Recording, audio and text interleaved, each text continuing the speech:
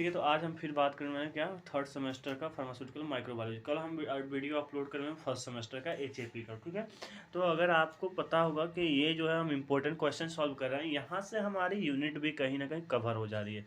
अगर आप इतना पढ़ ले रहे हैं जितना हम आपको पढ़ा रहे हैं, तो आपका जो है पूरा जो टोटल क्वेश्चन होगा माइक्रोबायोलॉजी का वो यहीं से आने वाला है। तो बिना वीडियो को स्किप किए हुए पूरा आपको देखना है। ठीक है, अब देखिए, चलिए स्टार्ट करें। कल क्वेश्चन हमने सॉल्व किया था कि बैक्टीरिया क्या होते हैं, उनका मॉर्फोलॉजिकल स्ट्रक्चर क्या होता है, अल्ट्रा स्ट्रक्चर क्या होता है, और उसको कितने भागों में क्लासिफाई किया गया। अब दूसरा देखेंगे क्वेश्चन, आज हम देखेंगे describe the various factor affecting bacteria growth. ठीक है, या फिर इसी को हम बोल सकते हैं।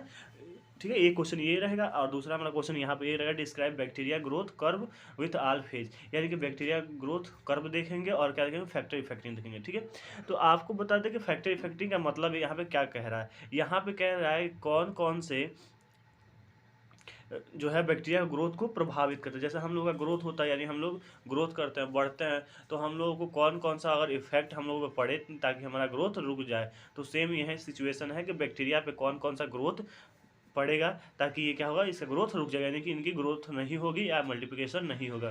ठीक है, यहाँ पे ग्रोथ करने का मतलब ये कि हाइट नहीं, यानी कि ये नहीं कि बैक्टीरिया इतनी जैसे मान लीजिए यहाँ पे ये नहीं है कि बैक्टीरिया ये है आपका ये, ठीक है, और ये बड़ी हो जाएगी। ठीक है, यहाँ पे ग्रोथ का मतलब ये नहीं, यहाँ पे क्या है, नंबर ग्रोथ कर रहा है। क्या कर रहा है, नंबर ग्रोथ कर रहा है। ठीक है, तो कौन कौन से पैरामीटर हैं जो फैक्टर इफेक्ट करता है, आइए देखते हैं। ठीक है,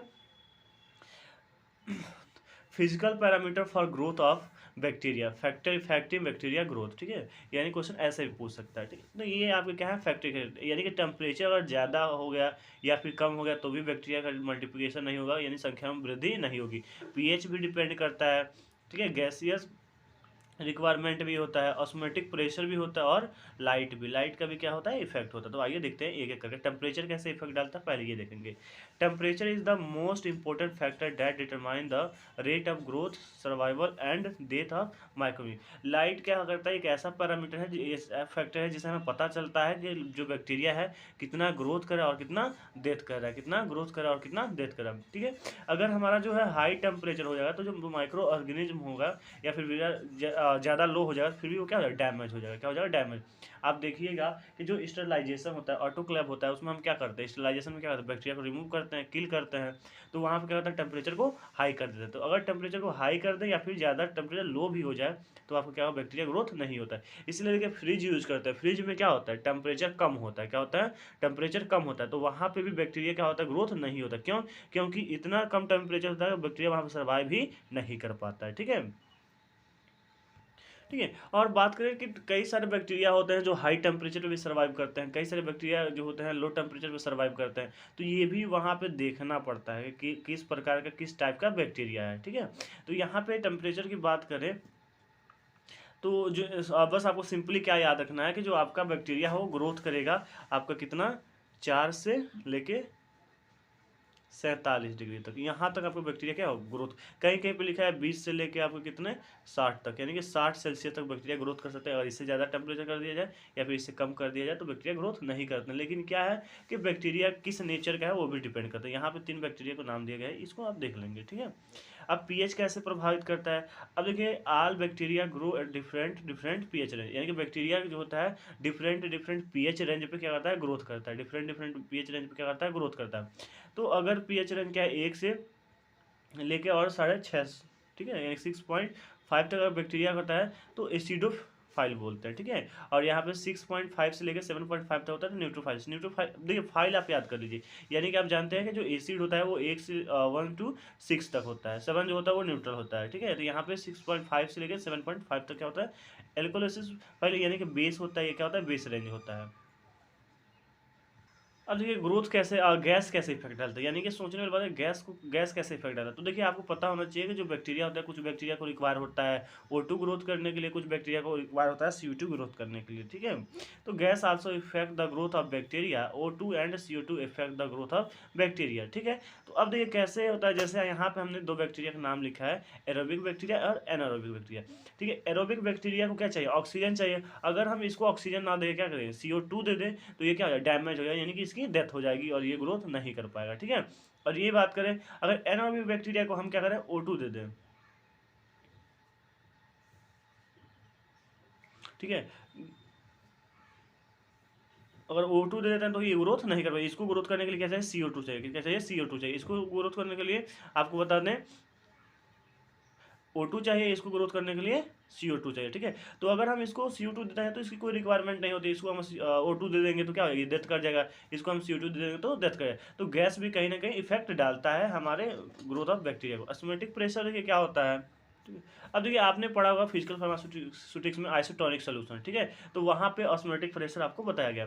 तो आपको बता दें कि जो ऑस्मोटिक प्रेशर होता है तो ये भी क्या करता है, इफेक्ट डालता है। क्या डालता है, इफेक्ट डालता है। तो ऑस्मोटिक प्रेशर को मेंटेन करने के लिए जो हमारा सोल्यूशन होता है उसमें क्या करते हैं 0.5 या 0.9 या याद रखिए 0.9% जो होता है NaCl क्या करते हैं उसमें ऐड करते हैं ताकि हमारा जो है सोल्यूशन हो जाए वो क्या हो जाए, आइसोटोनिक सोल्यूशन में। तो आइसोटोनिक सोल्यूशन भी रिक्वायरमेंट होता है बैक्टीरिया के ग्रोथ करने की। लाइट देखिए क्या होता है, most of the bacteria micro organism are sensitive to direct light and ultraviolet radiation. अब देखिए कुछ जो बैक्टीरिया तो सेंसिटिव होते हैं, जैसे आप ही मान लिया आप रूम में हैं, अंधेरे कमरे में हैं और आपके आंखों पे तुरंत जो है लाइट दे दी जाए, क्या दे लाइट दे दी जाए, तो क्या करें, आप देख पाएंगे, नहीं देख पाएंगे, क्योंकि उस समय आपका जो रेटिना होता है वो काम करना बंद कर देता है, ठीक है। क्योंकि उसमें फैला होता है जब लाइट नहीं होता तो, और जैसे लाइट डाले तो वो सिकुड़ने की कोशिश करता है, तो वो क्या होता है वहाँ पे इफेक्ट डालता है। तो कुछ बैक्टीरिया भी सेंसिटिव होते हैं जो क्या करता है अपने ग्रोथ नहीं कर पाते हैं, ठीक है, लाइट के प्रेजेंस में। अब देखिए ग्रोथ कर्व, ये बहुत इंपॉर्टेंट 2 नंबर में पूछता है, कभी कभी अलग से या फिर एक ही में पूछ दे। तो आपको इसमें कुछ नहीं याद करना है, इसमें देखिए आपको फेजेज याद करने हैं, कितने फेज होते हैं, यानी ग्रोथ कर्व में बताना है कैसे बैक्टीरिया ग्रोथ करता है, कैसे डेथ करता है, ठीक है।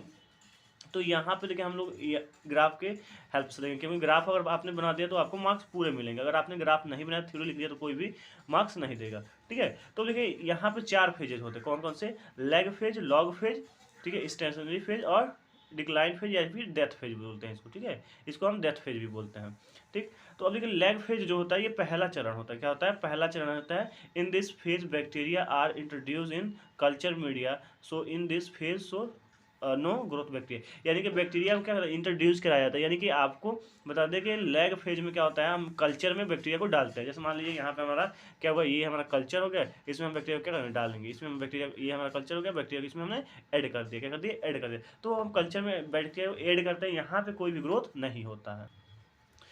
लॉग फेज क्या होता है, देखिए इसमें क्या होता है, अब देखिए इस फेज में, लैग फेज में क्या होता है, सॉरी लॉग फेज में क्या होता है, लॉग फेज में जो बैक्टीरिया होता है वो अपने आप को मल्टीप्लाई करने लगता है। क्या करता है, मल्टीप्लाई करता है मैक्सिमम रेट, यानी कि धीरे धीरे इंक्रीजमेंट होना शुरू होता है। यानी कि इस फेज से हमारा बैक्टीरिया क्या होता है, ग्रोथ होता है। लॉग फेज था, लैग फेज था, वहाँ पे क्या था, इंट्रोड्यूस कर रहा था कल्चर को, यहाँ पे क्या कर रहा है, लॉग फेज में ग्रोथ कराता है, ठीक है। स्टेरनरी फेज क्या होता है, तो इसमें बैक्टीरिया जितना डेथ होगा उतना क्या ग्रोथ होगा, ठीक है। डेथ फेज में क्या होता है, हमारा बैक्टीरिया जो होता है डेथ करना शुरू हो जाता है। तो यहाँ पे एक बार और ग्राफ के हेल्प से यहाँ पे देखिए जो आपका ये क्या है ग्राफ है, इसमें देखिए हमारा बैक्टीरिया लैग फेज, ठीक है। लैग फेज में क्या होता है, शुरू हो रहा है, यानी कि स्टार्ट हो रहा है अब ग्रोथ करना, यानी कि कल्चर मीडिया में हम इंट्रोड्यूस कर रहे हैं। अभी देखिए ये धीरे धीरे ग्रोथ कर रहे हैं, तो इस वाले पोर्शन क्या बोलते हैं, लॉग फेज बोलेंगे, क्या बोलेंगे, LOG, लॉग फेज, ठीक है। स्टेनरी फेज में देखिए कि ये तो डेथ कर रहा है, यानी कि जितना डेथ कर रहा है उतना ही क्या कर रहा है, आपके ग्रोथ करिए, यानी यहाँ पे क्या रहेंगे, कांस्टेंट हो जाएगा, क्या हो जाएगा, कांस्टेंट हो जाएगा। डेथ फेज में क्या होता है, बैक्टीरिया की ग्रोथ जो होती है कम हो जाती है और ये क्या होता है, डेथ हो जाता है। अब देखिए ये कैसे डिपेंड कर रहा है, तो जैसे जैसे कल्चर मीडिया से न्यूट्रिशन खत्म होते जाएगा या फिर वो कंटामिनेटेड हो जाएगा कल्चर मीडिया, तो बैक्टीरिया ग्रोथ क्या हो जाएगा, रुक जाएगा। तो आज के लिए इतना ही, फिर मिलते हैं अगले वीडियो में।